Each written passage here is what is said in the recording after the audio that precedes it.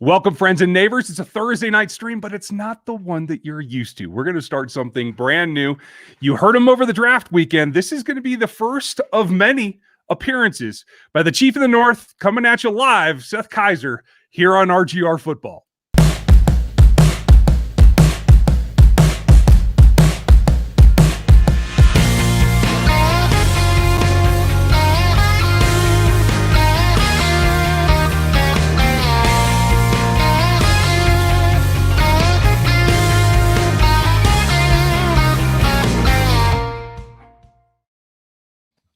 Welcome back, everybody. The first evening, you guys know the man. This is Seth Keysor of The Athletic, of the Chief of the North newsletter, formerly of AP, like before we meet anywhere, sandwiches in the morning on the hill at camp. Like, how are you, dude?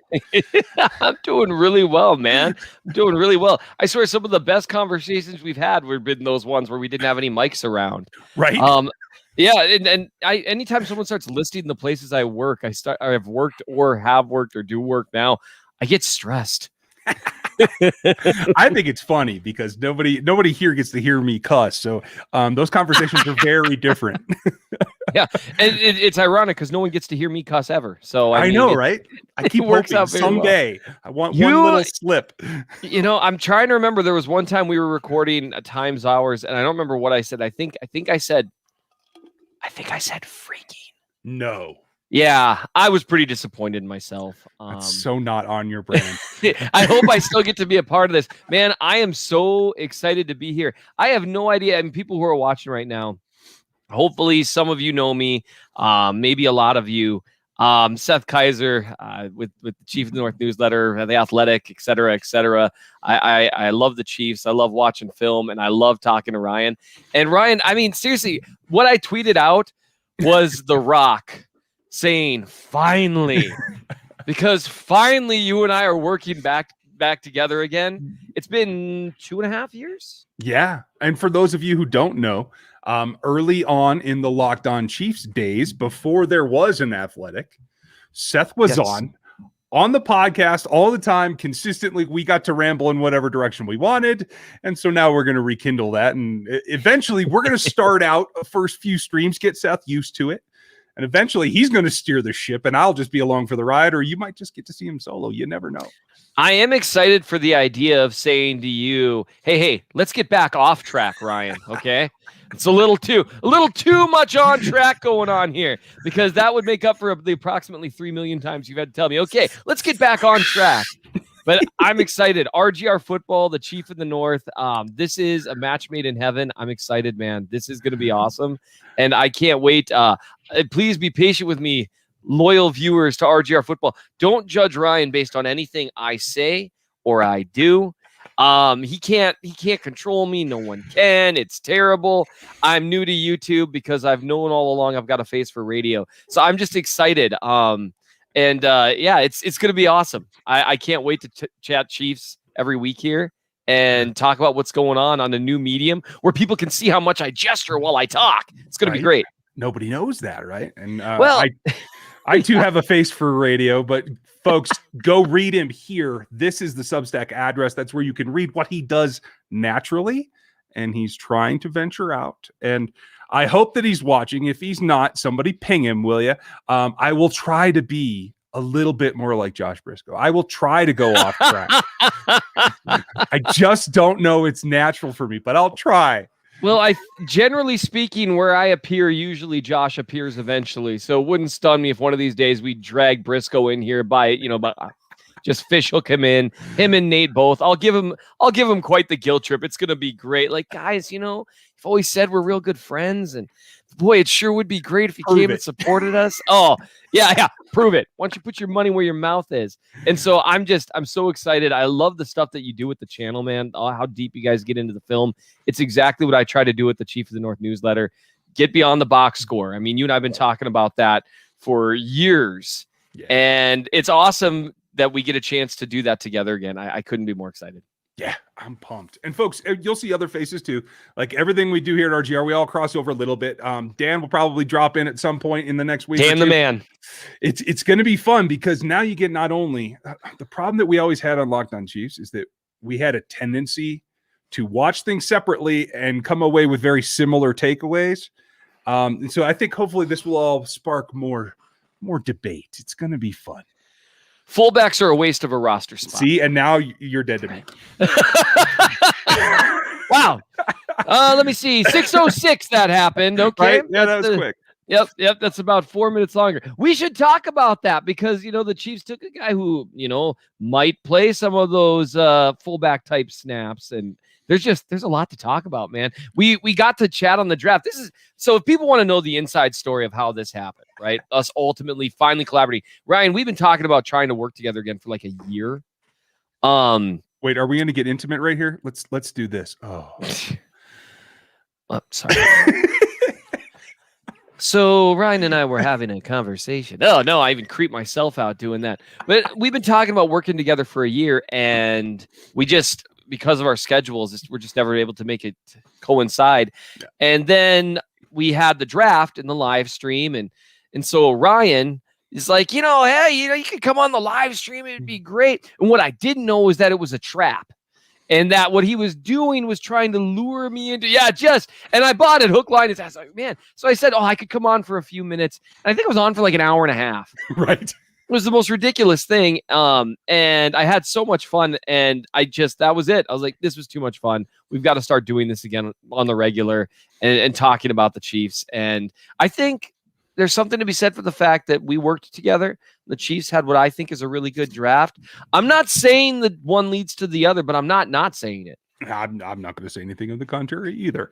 And it's funny because the draft is something that you haven't really dove into a lot in years past. So that was unique, right? And I love the fact.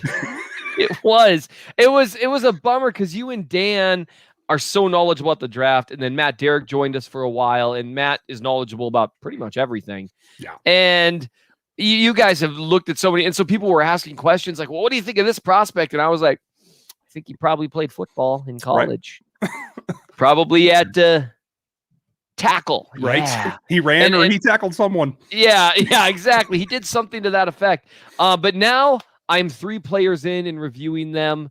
In terms of the Chiefs' actual draft picks, I'm actually skipping Kando for now because I really wanted to get right to Noah Gray because I find him intriguing.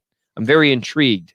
I'm glad that you liked him. I'm having trouble finding 22 of him, so I've been a little reluctant, and I'm still knee deep in Nick Bolton, and I'm going to continue that because I think there's going to be a lot. You guys will see that likely next week or soon thereafter. And we'll talk about Noah because of where he's going to play. But I also want to tell you guys, next week, Sunday night, I'm going to have a fun conversation I just recorded with Michael Burton, the Chiefs' new fullback. He's going to be on the channel here next week, as well as Locked On. And you guys know if there's a fullback in town, I got to have a convo. You're not going to tell him what I said about fullbacks, right? Or you'll tell him that I was joking. I don't know. He might be watching this right now. He's calling you. Yeah, Ryan. About having me be on your show. Forget it. That guy, as long as that guy works with you. Well, no, I'm very, very sorry. I take that back. And you know what? Fullbacks, you belong here. Yeah. Oh, so nice. I like the way that works out. It's funny though, because Burton's going to be a little bit more traditional. He could do some of the H things, but yes, Noah Gray is an H to F, right? He goes outside. He's going to line up in some of those slot spots that Travis has done over the years. Yep. Do you want to take a step back and talk about what you think about the H designation? Or do you think that it matters? Or can we just call everybody move tight ends at this point? I think at this point you can call everybody move tight ends. I don't think it makes a significant difference. I do think it's worth pointing out to people just because generally speaking, you're going to see a little bit different jobs when someone's right on the line versus in that move tight end or H-back spot. So I think it matters to an extent, but mostly only in as much as it affects the assignment play to play. And that's where it does matter to an extent, but I do think he will be that move tight end. I think that's going to describe him better. And they really do seem to, it looks like they're trying to find their Kelsey Light, which I've been wanting them to pursue for years. And they went after another type of tight end. They seem to be more about guys that they thought could catch the ball if it was thrown to them, but mostly they wanted them blocking. And oftentimes it didn't work out in either assignment. And so it's interesting to me to see them go this direction in terms of a guy who has a certain skill set that's kind of like, that's a little more similar to Kelce in terms of skill set. There is no other Travis Kelce. No, the athleticism isn't quite the same either. But when you talk about having Kelce out there, whether he does his inline thing, and Noah Gray will not be in line, you guys. He will either be the true H, which is behind the line of scrimmage, which you've seen Travis do some, or he'll be split out a little bit. He might even take some fullback reps. The cool part is I think they can line up with a tailback, Burton and Gray, in a nice little trio backfield, and they can then go split them all out and go 5 wide. You're not going to be happy till they bring the wing T back, are you? I want it. It is undefensible when executed correctly, men. And with those guys, you can go 5 wide with it in the same personnel package. That's what I like. And that is there's an inherent value to that. And that's where guys like Noah Gray, and obviously we're just jumping right in at a weird spot in the draft, but with a guy like him, the idea is that mismatch idea, that idea of forcing the defense to make a choice in terms of what they want to do schematically and personnel wise, especially. So say for, again, we'll use Kelce as an example. Kelce is tough for teams because linebackers can't cover him. And secondary players, he blocks very, very, very effectively. And so he forces you to make a choice in terms of what you do with him on the field. Do you treat him like another receiver? Do you just treat him like a traditional tight end? Both have their pros and cons. And if you have Kelce and Gray on the field at the same time, the idea is you're continuing that stressor with an extra guy who's 240 pounds, who can block a secondary player very effectively in space. So you say, well, no, we need to play a little heavy, have a couple linebackers, extra linebackers on the field, or pull off the extra corner, pull off the extra safety. But can those guys cover Noah Gray? And that's what I've been looking at right now, just looking for traits. Because in the offense he was in, you don't get to see a ton of that route running in space, but it's just the idea of looking for traits right now. And so I think there's a good plan, maybe. I mean, this is all in theory, right? But it looks like there's a plan in place to really stress teams out in terms of personnel. And that choice is what it comes down to, right? And I'm going to segue real quick. For all of you who are new, who came over to see Seth and don't know us, you have a choice right now, too. You can click that subscribe button. You can click the bell notification. And you do belong here. So click the like, too. Those 3 things are what makes YouTube go, especially for a lot of folks who maybe aren't used to this platform. So I just wanted to get that out. But I agree with you. And I think it's also on the flip side. And yes, folks, I see your super chats and I see your questions. We're going to get to questions here in a bit. That's something I'm very excited to participate in, by the way. I love the idea that, here is a chat. And here is a super chat. I really like that. I think that's cool. I'm sorry. There's just something with gravitas to it. Anyway, I didn't name it, man. That's YouTube. It's not me. Do they have Mega Ultra? Is it like Zords with Power Rangers? It's just going to get higher and higher. No, Ultra I can't believe chat. you said Power Ranger. Oh, well, okay. You know what? I had a happy childhood. I don't know what you want from me. Okay, good for you. No, but I'm so excited to see people watch me do this to you week in and week out. It's going to be so great. You guys are going to get to see the parts live that we used to cut out of the podcast. Well, Seth, none of that was usable. Right. So, yes. Back to reality. Yep.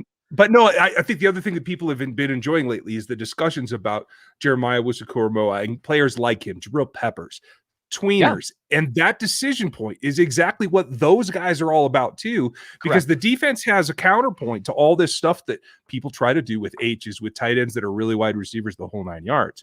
So despite that choice, if you had your choice, where would you line Noah Gray up? So far from what you've seen, what do you like and what are you concerned about? Sure. What I like about him is the fact that he seems to have good movement skills in a unique way. I don't like going too deep in the woods with well, he's got good ankle flexibility, because it just sounds like you're making crap up at that point, the random scout quotes. But he does have really good ankle flexibility. He runs routes with some bend, And he's able to stop and start on a dime a lot more quickly than you see with a lot of tight ends. Very similar to what you saw. And again, this is for comparison's sake, not nearly the same level of route running. And he's not like Kelsey coming out was an explosive athlete. You remember his the first year he was healthy, that preseason game where he took one to the house against the Bengals and just flat out outran the safety. That was, I wrote about that on the Chief of the North. That was like this guy's going to be a problem moment with him. And what you see with Gray, you see some of that, not as much of it, but you see that ability to start and stop with, say, like a whip route or something like that. And I think that allows him to run some short, quick routes in space that can make teams pay for utilizing linebackers against him or dropping into zones, trying to play those a little more aggressively uptight, like teams like to do against the Chiefs. I think he might be able to make them pay a little bit for that. Now, that's a projection. That's a trait because Duke did not rely on that a ton in college. Honestly, the couple games that I've watched, I've thought to myself, man, I really would have featured this guy more in the passing game. They generally had him lined up as an H-back or a fullback and lead blocking a ton. Yeah. And the blocking is what everyone wants to talk about with him, right? It's like, oh, well, he's not a blocker. I think he blocks just fine for what the Chiefs ask their tight ends to do. The Chiefs don't ask their tight ends, generally speaking, to try to run over a defensive end. They don't ask them to do that. They don't ask them to line up, even if they're lined up in line. They don't ask them to run over a 275-pound defensive end. They just don't. Kelsey is a good blocker in the Chiefs system because he's a really good blocker in space, because he knows his assignments. He understands angles. He understands exactly how much he needs to do to get in the way. And he doesn't try to bowl people over because I think he inherently understands that he is the most important non-Patrick Mahomes player on that offense, although Tyreek Hill's coming for him. Yeah. And we can't afford him to get hurt. So I like the great, he puts in a ton of effort. He blocks really well in space. And I think the Chiefs can take advantage of that in terms of one of my favorite snaps of his was he was lined up in the slot and it was a wide receiver screen. And having him get out there very quickly because he's got the athleticism to do it against a completely overmatched 205-pound corner that he's able to bully out of the way. I like the fact that he can block in space, and I like the fact that he puts a lot of effort into it, but it really is those movement skills that look unique that I think is probably why the Chiefs, Nate Taylor of The Athletic, just one of my very favorite people, he wrote an article today that everyone should check out talking about the Chiefs' background, and they've supposedly been interested in Gray since last year. Mm-hmm. And I would assume it's those movement skills that caught their attention.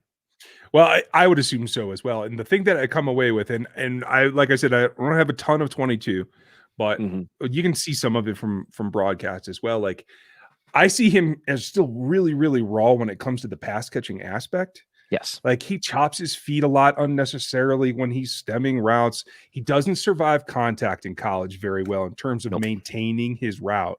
Yep. I think part of that is because I think there's more leniency there. I think the 5-yard rule in the NFL is going to help him a little bit.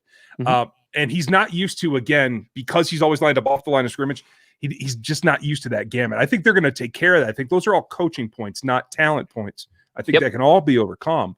I'm really interested because I've been on this for about 2 seasons now that I think this is a way to add wrinkles to the offense that don't subject smaller players like McCole Hardman or, like you said, the linchpins like Kelsey to have to play inside the tackles. You know, he can wham block. He can run routes from that H. Travis doesn't have to put his shoulder at. Travis is 31 years old now. Like, you don't need to be making him do that anymore. Yeah, he's also the best in terms of peak and ability and most receiver-like whatever. I think he's got an argument as the best receiving tight end that the world's ever seen. Why would you want him putting his shoulder into a defensive lineman? Like, no, Travis, you're going to get 15 targets this game. Save your energy, buddy. And that's a really good point. One note on his route running as well, something I've noticed. He is not, it's probably because he's not great surviving that contact. He moves his feet unnecessarily. You can see quickness when he's going to break off one way or the other, but he doesn't know yet how to press defenders and get right up on them before making the move. And so defenders are able to sit back and anticipate him. So cuts that look really sharp aren't getting the separation they should. But like you said, that's coachable. And that's a few practice sessions with Kelsey saying, look, you got to see it. This is exactly where to see it. And Kelsey has no reason not to teach him that because his position on the Chiefs is hardly at risk here. And I think these, like you said, these are all things that are coachable. Well, and I'll put it this way. Kelsey has every intention to help him because every time Noah Gray catches a pass, it takes a little bit less coverage off of Travis. Yes, it does. Yes, it does. It's another maybe potential shallow and intermediate threat, which seems, and again, these are all projections. For all we know, he won't catch a pass this year. And I always feel the need to throw that in there because you got to splash some cold water because this is the time of year where prospects are like, I have people, saying to me that they're certain that Powell's going to be the number 2 receiver. And I'm like, maybe that would be amazing. However, generally speaking, when guys drop, they drop for a reason. And that's because they've got some stuff to work on. Maybe they will improve on those things. They have the talent to, but a lot of pros don't. He certainly has the talent, I think, to be a viable receiving threat. And that's really what matters with the Chiefs. In terms of what they're looking for from that spot, will you try blocking? Right. Will you try? That's pretty much enough. If you're 6'4", 240, and you'll put some honest to God effort into it, that's going to be enough 9 times out of 10. Yeah. And then the other stuff is the stuff that you can't quite teach. And so I'm excited to see what role they throw in him because there's a little unknowns there. And you add that to some of the additions they've made to the offensive line, it makes you think that they might go a slightly different route schematically this year in terms of how they dial things up and personnel-wise. So there's just a lot to think about. Yeah, they're going to throw up the old triple option is what I'm thinking there, Ryan. We're going to get in some O-line concepts here probably later or next time. We have a lot of questions. I want to get to the super chats. Are you ready to answer some questions, my friend? Super chats. Okay, I swear to God, I won't do that every time. That's ridiculous. That Ryan Strange is first up. Thank you, Ryan. And I thank you for all the support in helping us launch this. You were really active on Twitter, and I appreciate that. He's really pumped about this, and he wants to know, like you were saying, wide receivers in the first year don't necessarily make a splash in Andy Reid's system. Second-year players often can make that jump, and he wants to know, of the players entering year 2, who's poised for a breakout, in your opinion? Poised for a breakout in year 2. I'm trying to think in terms of year 2. So it's everyone, not just receivers in this case. Yeah, anyone and everyone. I think this is the easy answer, but I also think it's the correct answer is Willie Gay Jr. Mm-hmm. His progress last year was slower than a lot of people had hoped, especially when he got on the field. And while there were certainly rough edges that needed to be ironed out, the talent was very clear. We talk about never knowing how guys will transition from college to the NFL. Willie Gay Jr. was a guy you didn't really know if his eye-popping athleticism would be as eye-popping among pros as it was in college. And it was. You could see the difference with him on the field in terms of athleticism.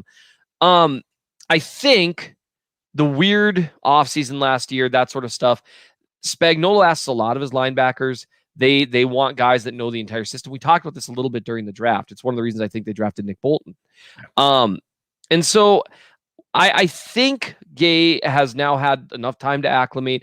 I think he would have seen a bigger role had he not gotten hurt down the stretch. And anytime he saw the field, again, there were rough edges that needed to be ironed out, certainly. But those are the kinds of things that you get with reps. And he has a lot of instincts in coverage and in defending the run that I don't think you can teach necessarily, that put him in the right place at the right time. And he's got the speed to get him there. He really is a freak athlete. So he's the guy I would pick as a second-year player.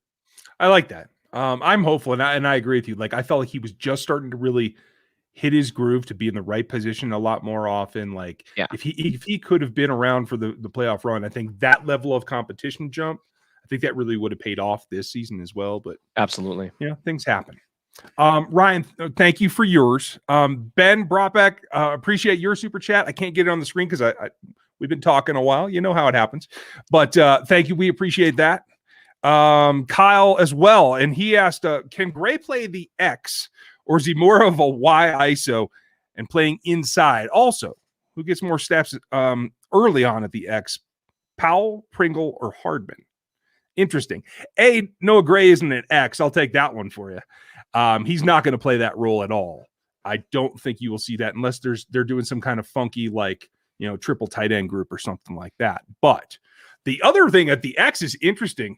Powell, Pringle, I like that competition. Let's not forget D-Rob. But do you think Hardman sees more outside snaps as well, or who do you think gets the most X reps? I think it's pretty impossible to say right now, which is such a cop-out. But it is just the truth. Hardman is going to be, it's going to be kind of interesting. He's going to go into year 3, I think probably underrated after going into year 2 overrated. My assumption, I wrote about him. He was the first player I ever wrote about at the newsletter, where I wrote about how you could see some of the things developing with him as his rookie year went along. And I think a lot of us assumed they would continue to develop. And as often happens in the NFL, we didn't see that in year 2. And we even saw maybe what might be termed as some regression and just didn't seem comfortable in the offense, didn't seem to improve with his routes. But I do think he's got the most obvious talent. He's got fast feet. He's got incredible speed. In terms of playing that X role, I think, when they ask, who's going to see the most X receiver, position snaps, I almost said, well, Kelsey, because he's going to play that role more so than any other team is going to see a tight end sucking up those types of routes.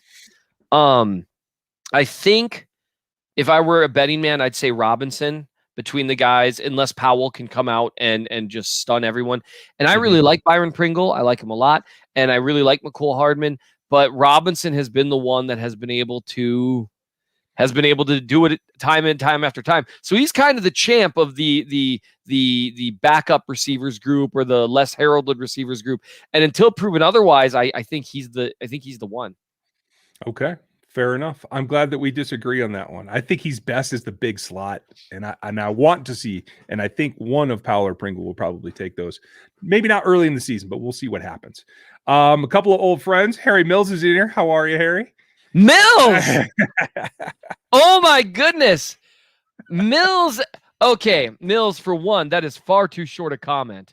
I expect your next one started. to at least be 5 paragraphs. Mills, I have been around since the Don Pioli days, man. That an old friend from the Arrowhead Pride comment section. Mills, it is excellent to see you, my friend. It's been a while. Bert's here as well. Used to listen to us when we were together on Locked On Chiefs. That's great to see. I appreciate that, man. It's good to know that people remember at least something, right? Because I vaguely remember it. I just remember you telling me to knock it off a lot. But yeah, well, hey, it's a flashback. You'll be all right. Douglas, thank you for the super chat. I can't put it on screen because we're too far here, but I want to ask you: odds of Trey Smith starting by week 8 over under 60%. I will take the under. I think he needs a year to bake. If he's not starting week 1, I don't think he comes in week 8, barring injury. And so that I would take the under on that. I think he's probably starting next year. I think people are really sleeping on the fact that if Kyle Long is healthy for the first time in about 4 years, so it's a lot to bet on. The spot is very likely his, because healthy Kyle Long, I don't think LDT can beat him out. I don't think a rookie can beat him out. So it's going to depend a lot on that. But Trey Smith does have. I'm excited to write about him because he's reached now he's kind of overrated because of the hype. I think he could go in and start, but I think there would be some rough snaps there for him because there's some stuff that needs to be worked on. I think he would benefit from a year, barring him picking up the system extraordinarily quickly. I think he could benefit from a year of footwork, to tell you the truth, of nothing else, is getting that kind of thing squared away. And that's fine, you guys. Yes. He does bring the power, and I like him as a rookie in kind of a 6 lineman role. Come in and get short yardage and help him with some of those things. I could see that as well. And I think he has the talent, for what it's worth, to come in and not be a disaster as a rookie, which is incredibly rare. I just think that, and again, I hope he proves me wrong, comes out as an all-pro. That would be amazing. I just think that there are some footwork things there, and it's not as easy to overpower people at the line in the pros. It's just a fact. And so there are certain moments he got caught in college that I think would be more replicated in the pros without a little training there. Yeah, makes sense. Jay Elder, thank you for all your support on Twitter and in the super chat. Appreciate that. What day are we meeting up at camp? I am there the last weekend of camp. If it's open to the public, that's when I'll be there and we can try to make something happen. So do you think you'll make a trip down, or will you skip it this season? I have not had a Z-Man in like a year and a half. And I am like I'm looking at my hands. I mean, it's so yes, I am gonna make a trip down to Kansas City at some point this year. Plus, I owe Briscoe a good tasing. I forgot about that. God and all his archangels could not stop me. Well, no, God could. His archangels could not, though. I'll bring the paramedics with me. Yeah, I'm still worried about the ghost pepper thing. I might need to do that online because I've heard that you kind of want to be home for the next 24 hours. Dude, you've been writing a lot of checks that I'm not sure you're ready to cash. I made a careless comment about Rodgers and it was stupid and I forgot that people would take it seriously and I regret it. I've asked Josh if he would trade. I've told him he could punch me in the face instead. I would rather do either of those things than eat a ghost pepper. But people won't let me trade out. But yes, I will be in Kansas City. I am a very, very, very dear friend of mine and his family live down there. In addition to be able to see everyone, I mean, you couldn't keep me away. The food alone is worth the trip. Yeah, absolutely. From Joe, thank you, Joe. Appreciate it. He said, "I love your write up on Creed. Great insight. Chances your adult child starts this year." And hey, is Mitch mad at you for adopting someone new? You know, children, once they've grown, they understand that a father's love is like a plant. And it can only grow with time. And Mitch understands that, I'm sure. That it's not that I love him any less. It's I just have more love to give. And I'd love thanks for the compliment, Joe. It's my new large adult son, Creed Humphrey. Mitch Morris seems to be recovering quite well. I'm guessing the stacks of money Buffalo paid him a couple years back really do help. They would help me. So everyone knows Mitch Morris is one of my all-time favorite Chiefs, both to interact with and to watch on the field because he does everything so proficient. And that's where Creed Humphrey is for me. He does everything right. His footwork is great. His hands are generally excellent.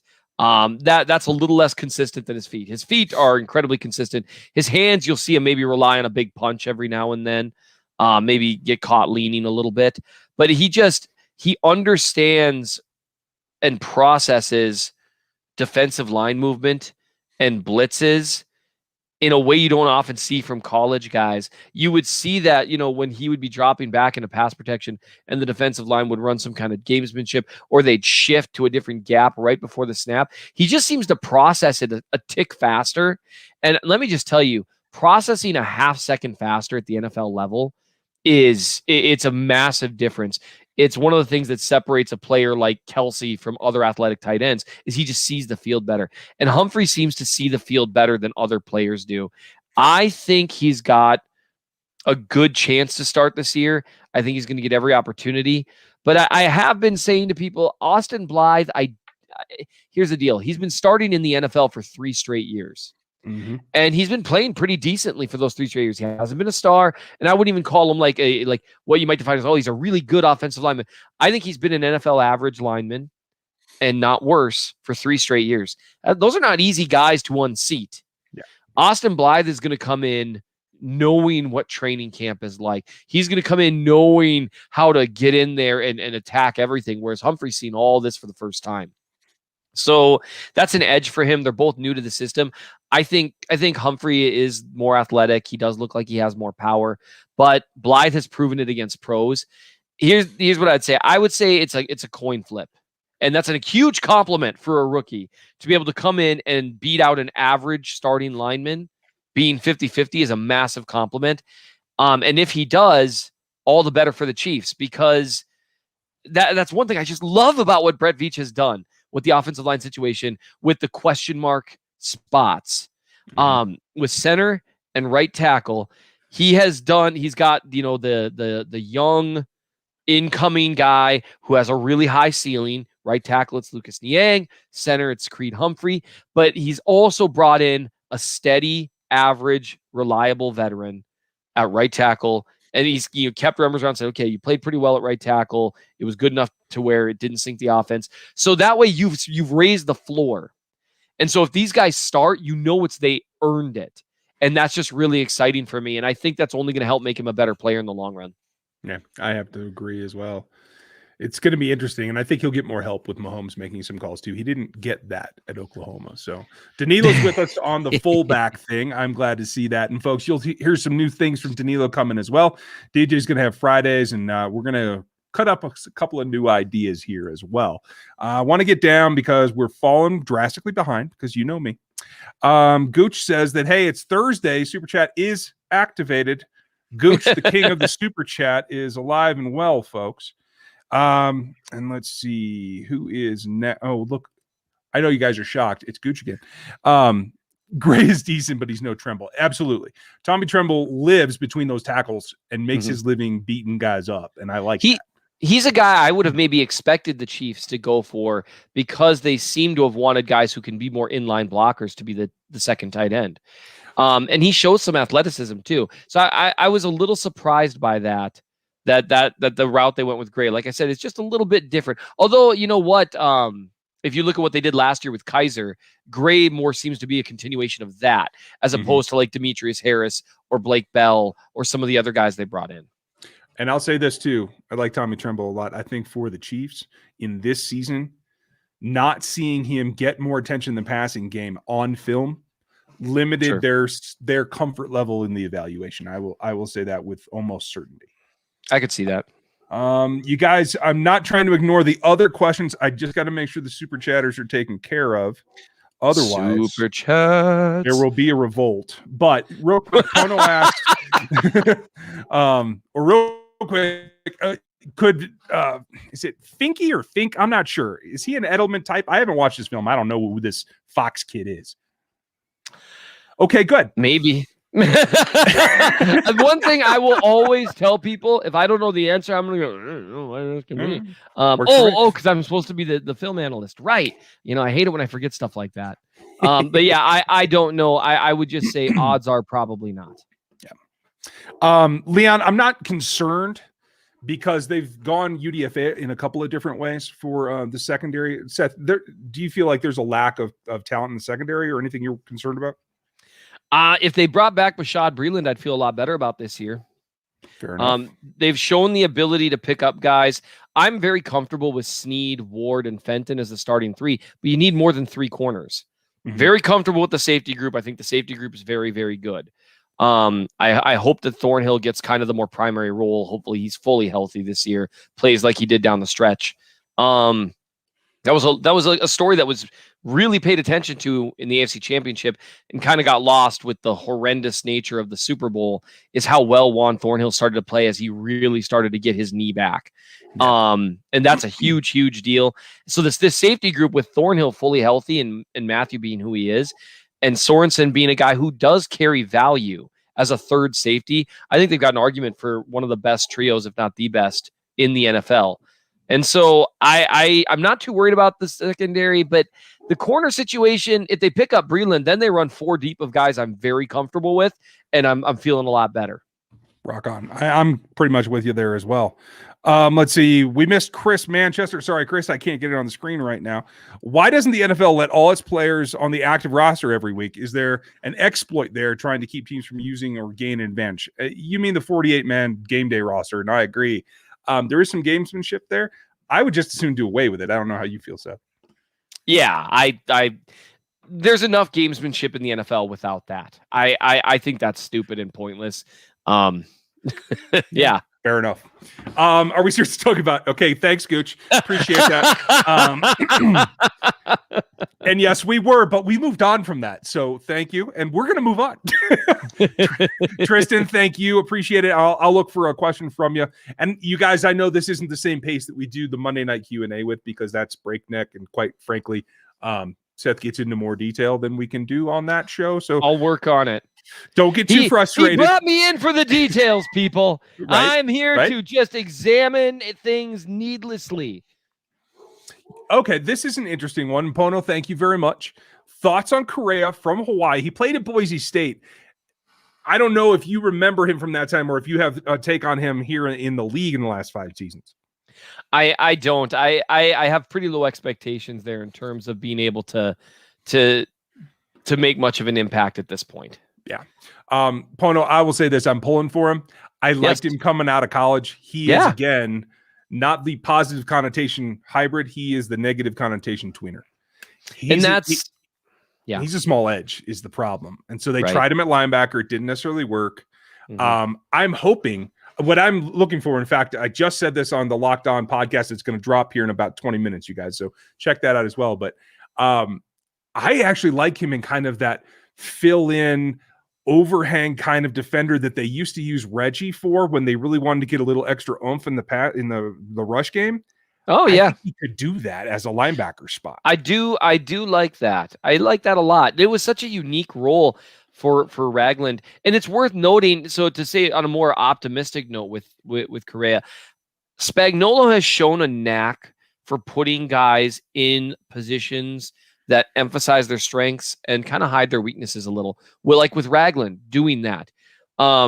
He utilized him a little bit differently, even as like a Sam or however you want to describe it, than he did like with Damian Wilson, because their skill sets are very different. And so, I mean, if someone's going to make the most out of him, I think it'll be Spagnuolo. Yeah, I can't argue with that at all. I think it has some twist there that he can come up with something a little bit unique too. Tyler asked, I know you love draft picks versus a known commodity conversation. Could even be a boat. If you could trade for any player, who would it be? Oh, good Lord. We're going to keep this to a short answer. One player. Any player, like a pro? Aaron Donald. That's not even hard. Okay. Yeah. Whew, okay. Thank you, Tyler. I appreciate that. Holly, thank you very much, as always. Seems like Creed has gotten unanimous praise and is likely the starting center. Do you see weaknesses? He works too hard. He cares too much. No. Sorry, I went in the Michael Scott route. So I think with Creed, if I were going to say there's a weakness, he doesn't have elite power in his upper or his lower body. I think he's above average. I don't think he's a weak player. No. But against stronger guys that can also threaten to move around him to where he maybe can't set his base as well, get as much oomph into his punch, they might give him some trouble.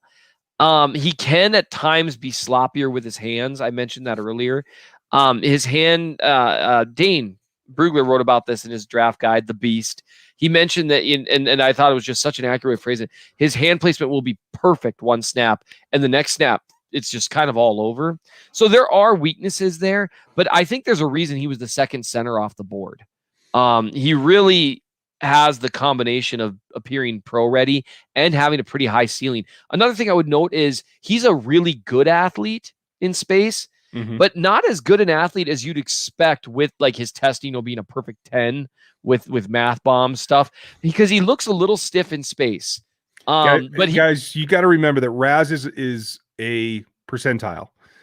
It does not go into combinations of movement, and that's why a lot of people are having trouble with, hey, how come there's so many 10s on the Raz scale? It's because it's percentages. If you're in that top percentage, it's a 10. So it's not all cracked up to be. Yeah, and it's got to be combined. That's why I made the Matrix. Go watch it. Not to cut you off, but I just wanted to get that note in there because a lot of people are saying, important. How come there's all these 10s? And that's why.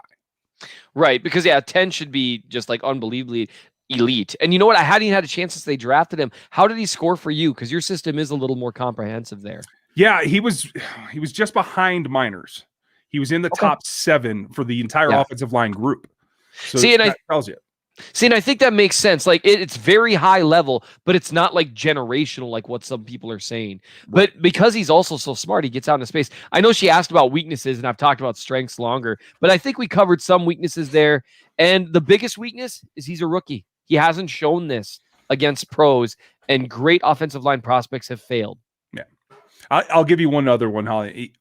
Guys that are super explosive and quick with their hands, like Quinnen Williams, if you see his tape from back in college, he can lose that quickness battle. And once he's off balance with a quick puncher from the defensive line, then he's in trouble a little bit.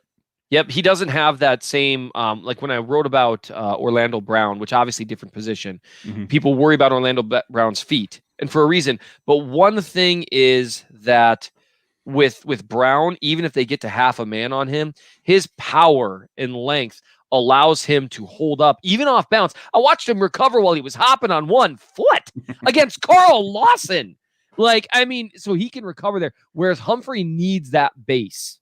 And so Quinnen Williams, I mean, they had a great battle, and Humphrey acquitted himself very well there. And Williams gives pros trouble all the time. Yeah. But that combination of power where he really has to set up to where he can't stay light on his feet, that can get to him. Yeah, I'm with you. Don't lie to Mitch. You can't love both of them the same. You have to choose. Thank you. If I had to choose one right this second, I'd have to pick my eldest in Mitch right this second, because it's always the eldest. They've done the most. Firstborn is your firstborn. I get. Don't tell my kids or yours. Gooch, thank you again for clarification. The G in RGR is for Gooch. I appreciate that, buddy. Daryl, thank you very much. We appreciate it. Always the support, and I'm sure you have questions down here. I will find them if I can scroll more effectively. Let's see. Shizzle, who do you think the wide receiver 2 is this year or better? And are we going to have a wide receiver 2 this year? I mean, I'd argue we didn't have one last year. I was going to say, and don't think that McColl's in that race, you guys. McColl's going to line up in the slot as much as he possibly can. If they have to put him outside, he's going to get jammed. So I don't count him, and don't count it against him that he doesn't take that role, right? Because it's not really bent for him. And if they've got him out wide, it's likely to influence the defense, which it does. And that's the one thing there. If you tell McCole Hardman to run a 9 route, it's going to influence the defense virtually every time, because people can't run with him. But they need the protection to hold up, and that's partly why they just did everything with the offensive line, because they want to throw the ball vertical constantly. Constantly, guys. Remember Jacksonville week 1 in 2018. They want to throw the ball. I hope everyone could hear that. I was going to say, they can still all hear you, You're not keeping any secrets. Well, I don't want anyone to hear. But that vertical attack, because of various issues with protection and that sort of stuff, especially along the interior, they have never been as vertical as they want. And I'll tell you what, if the moves they've made in the offensive line this year work out the way they want them to, this wide receiver 2 conversation we're having, it's not going to matter that much. I want to tie in for a second because this came to me the other day when I was titling one of our other videos. That Dan did a great breakdown on greed, you guys. Make sure you watch that. I'm going to start calling Patrick Mahomes Jon Snow, because Brett Veach has built him the wall, and he's going to stand on top of it and not have to worry about what he had to worry about last season. So yes, don't be mad at me when I start mixing in more Game of Thrones references here. Stevie, thank you. I think the position is open. If you would like to become Seth Gooch, I think he'd have you. I'm not sure what that means, but I like the sound of it.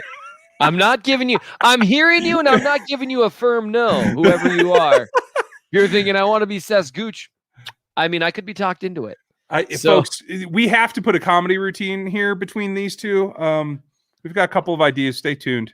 And guys, yes, I am finalizing a couple of ideas. So members, we're going to have a member Zoom next week. The guys will be on it. And we'll get into some of that stuff that way. And one more time, if you're late to the stream, I'm going to have Michael Burton, the Chiefs' new fullback, on Sunday. Make sure you watch that. It is recorded, not live, just so you guys know. Arias asks, if I can get his question up here, Kelsey Hill demanding most, if not all, the attention. Why are our wide receivers not capitalizing more? Rodgers did more with less last season. This actually circles back to the way I just answered the last question. Lesser wide receivers who are being dealt with very physically, especially, they need more time to get open. They just do, no matter how good the scheme is. And Aaron Rodgers played behind arguably the best offensive line in football last year. And if you go back and watch, and Rodgers is great, not to take away anything from him, but he had a lot of time on a lot of plays. And I think if you give Mahomes that same time, you are going to see these wide receiver 2 is often a function of the offense, and it's their own talent as well. But it's often a little more similar to running back, a little more, in that it's also a function of the offense around them. And so I would just keep an eye out for that. I think you didn't see them taking advantage as much because they just weren't playing as well. And the offensive line wasn't holding up long enough for it to become a real legitimate, constant, hey, I can hold the ball for 4 seconds. And hey, nope, he's finally run open now. Yeah. And it's nice to see. I mean, I'm really keen to see if there's someone who will reach up and grab that opportunity. That would be awesome. It'd be a huge boon for the Chiefs. I think so too. Adam Daughtry, thank you for your super chat. Are you worried about LDT's playing condition? I won't say worried. I'm just not sure what it is. And I think the really interesting thing is, like you talked about Kyle Long before, they're both question marks. We have to see where they're at. If they both come in the top shape that they've been in their careers, yes, I do see a scenario where they both start LDT at guard and Long at tackle. I can see that if they're at their peaks. We have no way to know if that's going to happen. Do you disagree with me? I don't disagree with you. If Long forces his way to right tackle, that means, well, there's a few reasons that could happen. But it wouldn't necessarily be a terrible thing for the Chiefs. It would be a little bit of a bummer that Niang couldn't force his way on, but we can hear you.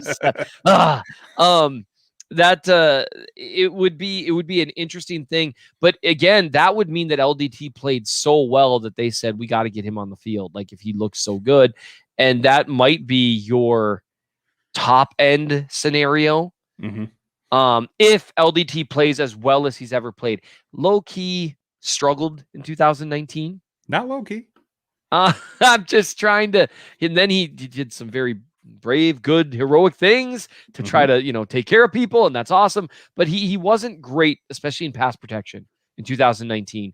And so he would have to really get back to how he played in 2018 to, I think, make that the best possible. Otherwise, to me, you throw, if Long's playing that well, you throw him at right guard, and then you let Remmers be average, or Niang come over the top if he can. Yeah, I'm exactly with you. I actually am right now feeling like Niang might be able to pull that off right away.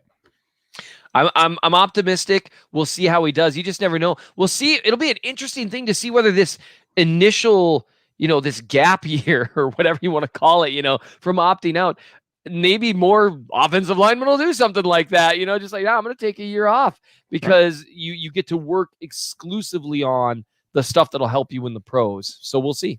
It worked for Mahomes.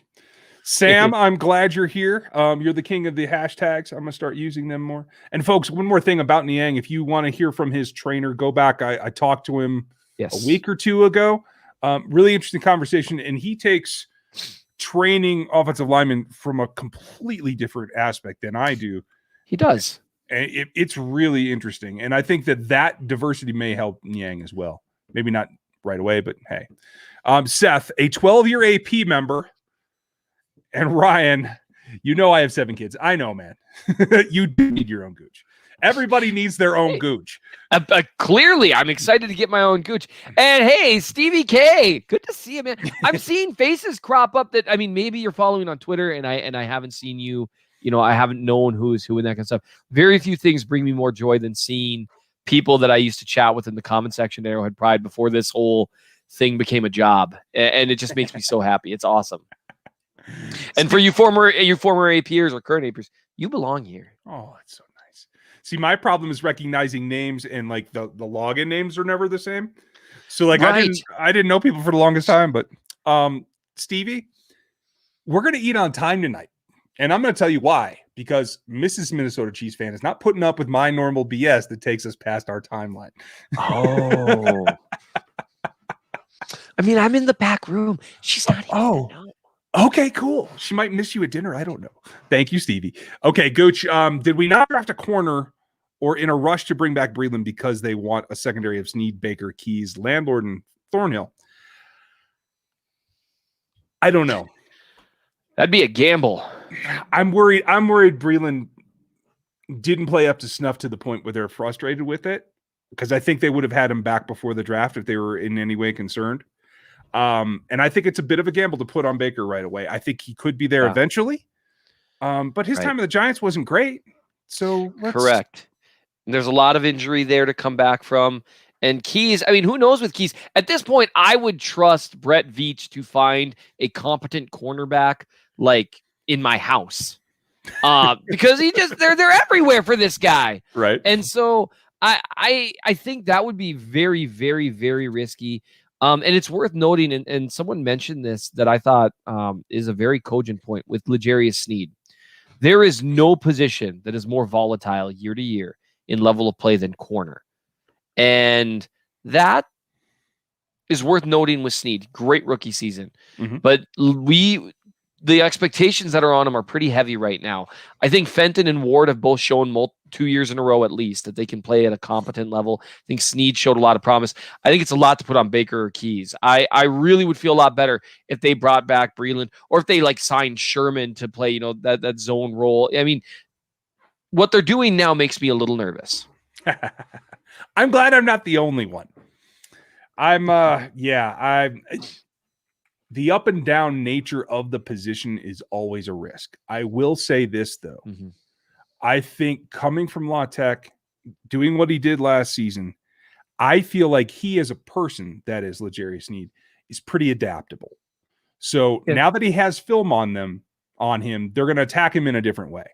Yes. I do think they're going to give him bigger bodies. I do think they're going to high point him a lot more. And so he has to adapt yet again. We'll see if he can do it. Okay, cool. I'm glad you guys are enjoying discussing my dinner time gooch. That's great. Hey, they get to do it in super chat. You could say whatever you want in super chat. Actually, I'm not sure if that's true. No, that's whoa. And if that does happen, Aaron Morrow, our fearless moderator, is in the house, folks, and he will take care of that. Aaron, thank you very much. I'm glad you're here. Especially now that we just said that out loud. That's gonna be interesting. And now I'm intrigued. Challenge accepted. Okay, great. I don't know. That's my bad. That was not legal advice, Goose. Drop the Esquire in public, my friend. Let's see. Does it take more energy for a defensive player to rush the line or an offensive player to keep him out, and why? Depends which players you're talking about. Some are happy to sit back and catch. Some offensive linemen take it to you.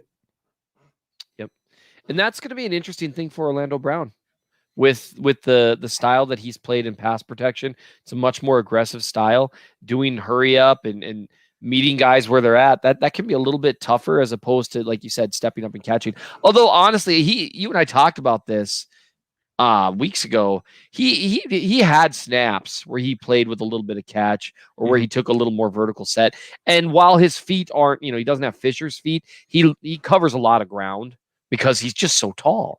So I've been told most players seem to think that pass rushers get tired quicker, even with the aggressive sets. That's what I've always been told. It seems the pass rushers wear out quicker because you can, even when you're being aggressive, you still get to sit back a little bit. Yeah. And then you don't have to go chasing after the ball as well. Like once, the throw gets made, some pass rushers, a lot of them, they'll turn and chase the ball a little bit. There's just a little more to it in terms of getting where you're going. If you're Turk Warden, you'll run 60 yards and grab a guy. Hey, it's great. You will. Yes. Love that. Love that. That's what it comes to. You got to remember, guys, it's harder to go around the arc than it is to defend the arc in terms of output for distance. So that plays a role as well. You guys are on fire. I'm going to try to hit these pretty quick because we're running out of time here, folks. You're a night owl. Until we hit them all. Okay. All right. I might not. Are there that many? Did I just write a check I can't cash? You're good at that, my friend. He's a night owl. We need an AFC West foe breakdown. We are working on some of those. I think starting 11 safeties on the Raiders is a good place to start. Yes. It's a unique philosophy. I will say that. Man, Gruden and Mayock are just doing what they think. And they're not thinking together is the hard part, I don't think. Gooch, first D-Rob, now Ward, getting beaten regularly. When I chart his snaps, he's not beaten nearly as often as some of the narrative about him is. That said, the second part, okay, that's fair. Absolutely. Thank you, Gooch and Stevie. And I'm glad you're having conversation. You guys are on it tonight. I'm telling you what.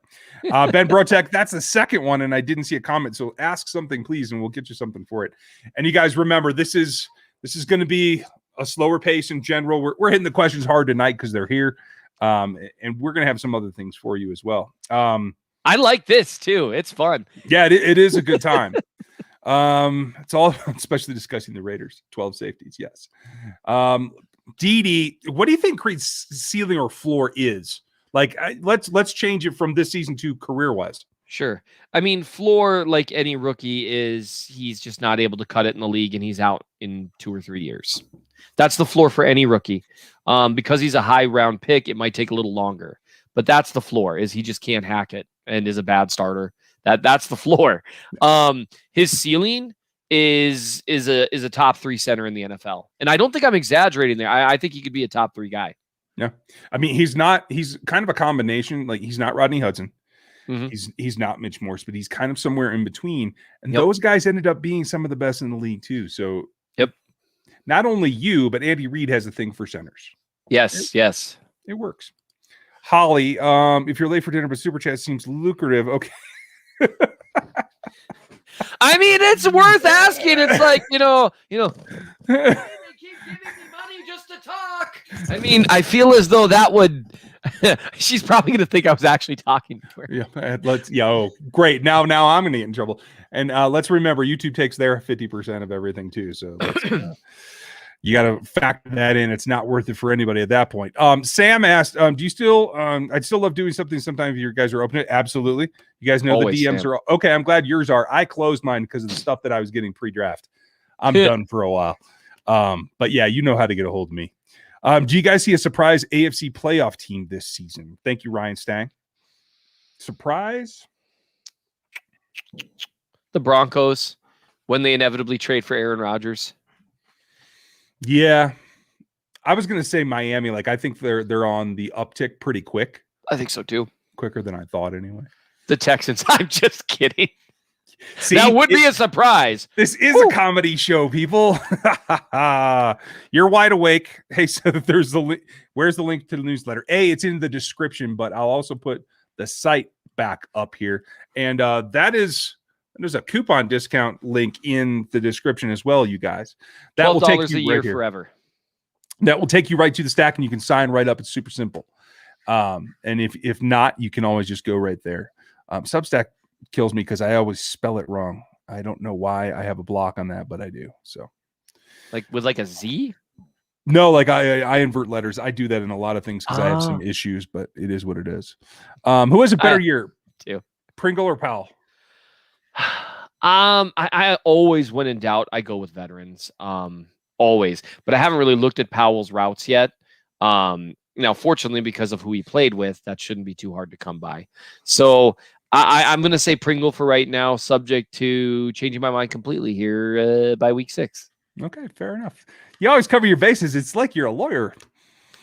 What an idea. Gooch, thank you for asking, and thank you for all the super chats, everyone. The cutoff is right now. But we will be back. Members, Tuesday night stream will be in the Zoom. You'll get the invites and everything like that. Seth, thank you for the time. And folks, give the man a hand. This is the first Chief in the North episode, and there will be many more. I'm so excited for this. I can't thank you guys enough for listening. Let us know, in the comments, but what you liked, what you didn't like, what you'd like to see. I tend to dive into the film in an insanely, intensely unhealthy kind of way. And so I'd love to hear what you guys would like to see from this, other than, me giving Ryan a hard time and having way too much fun with it. Yeah, that's always part of the fun. Hey, and for you guys, you recognize this, but for the first time, I think what we're going to do, if I can get this, thank you, Holly. As always, I'm glad that you had fun. We're going to let Seth see the outro. So thanks for watching. Like, sub, and click the bell. We'll see you next time. Thanks for watching this video from the team at RGR Football. Click these videos to see more and subscribe to RGR Football.